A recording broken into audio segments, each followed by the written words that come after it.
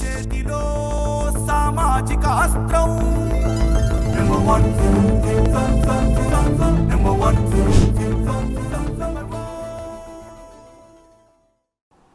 కక్ష శిక్ష.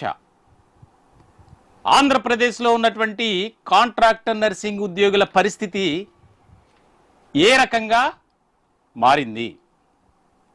వారి దయనీయమైనటువంటి పరిస్థితి, వారు ఎవరికీ చెప్పుకోలేక తమ ఆవేదనను దిగమింగుకుంటూ కష్టమైన నష్టమైన బాధ అయినా ఇటువంటి నిరాశ నిస్పృహ అసంతృప్తి వ్యతిరేకత ఉన్నప్పటికీ ఏదైతే వారు అనుకున్నటువంటి లక్ష్యం ఉందో అది ఎక్కడ కూడా బయటపడకుండా ఆసుపత్రులకు వచ్చేటువంటి రోగుల పాలిట ఒక పెన్నిదిగా సన్నిధిగా ఉంటూ వారు చేస్తున్నటువంటి సర్వీస్ మరి ఈరోజు వారి పరిస్థితి ఎలా మారిపోయింది? ఎన్ని రకాలుగా వేధింపులు! వారికి ఒకటి కాదు సమస్య. ఈరోజు రాష్ట్ర వ్యాప్తంగా 8,000 మంది కాంట్రాక్టర్ నర్సింగ్ ఉద్యోగులు ఉన్నారు. వారి మీద ఆధారపడినటువంటి కుటుంబ సభ్యులు 8,000 ఇంటూ 4, 5 వేసుకున్నా ఎంతమంది ఉన్నారు? లక్షల మంది. మరి ఎందుకు ఈ ప్రభుత్వాలు పట్టించుకోవట్లేదు?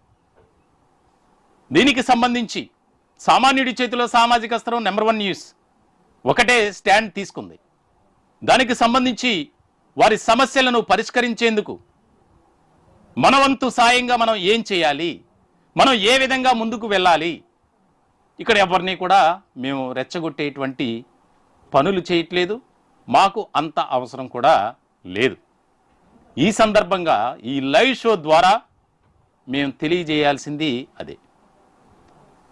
నెంబర్ 1 మీడియా సంస్థల అధినేత మంచాల సాయి సుధాకర్ నాయుడు గారు ఆయన ఒక లక్ష్యం పెట్టుకున్నారు.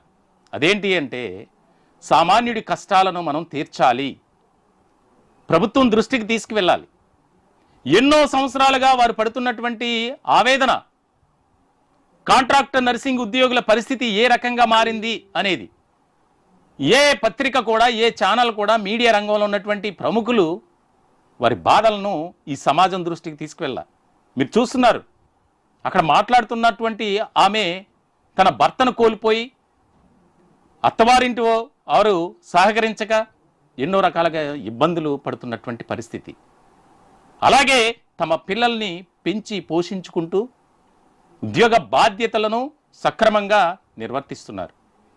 ఇలా ఎంతోమంది డ్యూటీలో ఉండగా కాళ్ళు చేతులు విరగ్గొట్టుకున్నటువంటి వారు, రోడ్డు ప్రమాదంలో వారు ఎంత ఇబ్బంది పడినా వచ్చి డ్యూటీలు చేయాలి, రాత్రి సమయాల్లో డ్యూటీలు చేయాలి. వారికి ఎటువంటి సెక్యూరిటీ ఉండదు. వారిపై ఉన్నటువంటి అధికారులు చక్కగా హాయిగా వారి ఇంటికాడి నుంచి ఏసీలో కూర్చొని ఆదేశాలు జారీ చేస్తారు. ఇది వారి పరిస్థితి. దీనికి సంబంధించి జనవరి 25వ తేదీన రిటైర్డ్ ఉద్యోగుల ఆత్మీయ సమావేశాన్ని ఏర్పాటు చేశాం మేము. ఆ సమావేశంలో కొంతమంది కాంట్రాక్టర్ నర్సింగ్ ఉద్యోగులు వచ్చారు.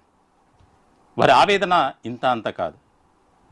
దీనికి చలించిపోయినటువంటి మా చైర్మన్ గారు ఎలా అయినా సరే ఈ సమస్యపై మనం సమరబేరి ఒక శాంతియుత పోరాటం చేయాలి, దానికి సంబంధించి మొత్తం కూడా ఒక ఆలోచన విధానంతో ముందుకు వెళ్ళాలి అని.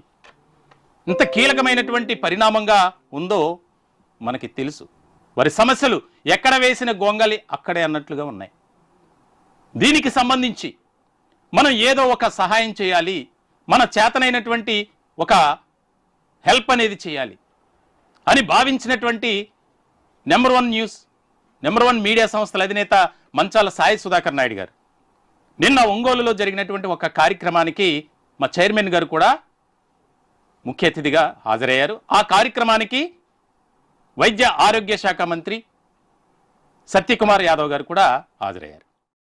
సందర్భంలో మీరు చూస్తున్నారు విజువల్స్ స్క్రీన్ మీద, ఆయనతో మాట్లాడి ఆ సమస్యలపై ఏదో రకంగా నిర్ణయం అని చెప్పి ఒక వినతి పత్రాన్ని నెంబర్ 1 మీడియా సంస్థల తరపున ఆయన ఇవ్వటం జరిగింది.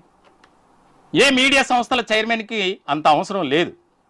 కానీ ఈరోజు సామాన్యుడి కష్టాలు దానికోసం అలుపెరగని పోరాటం చేస్తున్నటువంటి ఆయన ఈ అంశాన్ని కూడా ఒక బాధ్యతగా భుజాన వేసుకున్నారు. దీనికి సంబంధించి మేము గర్వంగా చెప్పగలం.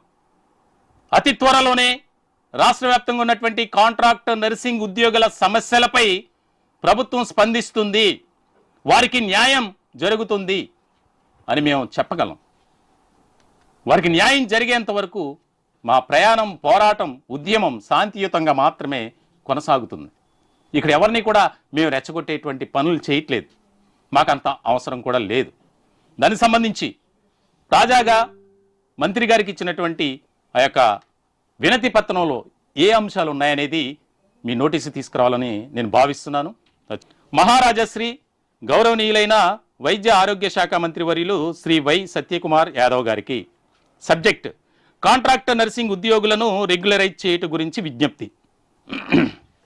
రెస్పెక్టెడ్ సార్, గడిచిన 15 సంవత్సరాలుగా నర్సింగ్ కోర్స్ చేసి కాంట్రాక్ట్ బేస్ మీద వైద్య ఆరోగ్య శాఖలో రాష్ట్ర వ్యాప్తంగా సుమారు 8,000 మందికి పైగా ఆంధ్రప్రదేశ్ ప్రభుత్వంలో పనిచేస్తున్నారు. వీరికి గత 15 ఏళ్లుగా రెగ్యులర్ నోటిఫికేషన్ రాక చాలీచాలని జీతాలతో ఇబ్బందులు పడుతున్నారు.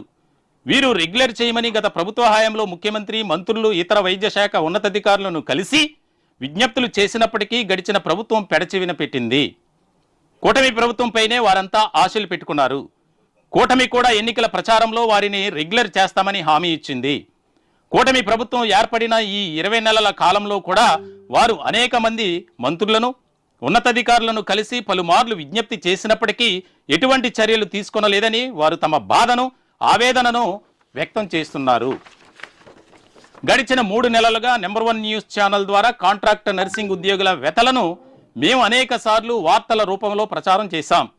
ప్రత్యక్ష ప్రసారాలను చేసి ప్రభుత్వం దృష్టికి తీసుకొచ్చే ప్రయత్నం కూడా చేశాం. కానీ ఎలాంటి ప్రయోజనం కలగలేదు. ఈ నెల 25వ తేదీన విజయవాడ హోటల్ ఐలాపురంలో మేము నిర్వహించిన రిటైర్డ్ ప్రభుత్వ ఉద్యోగుల ఆత్మీయ సమావేశంలో కాంట్రాక్ట్ నర్సింగ్ ఉద్యోగుల, ముఖ్యంగా మహిళలు అధిక సంఖ్యలో పాల్గొన్నారు.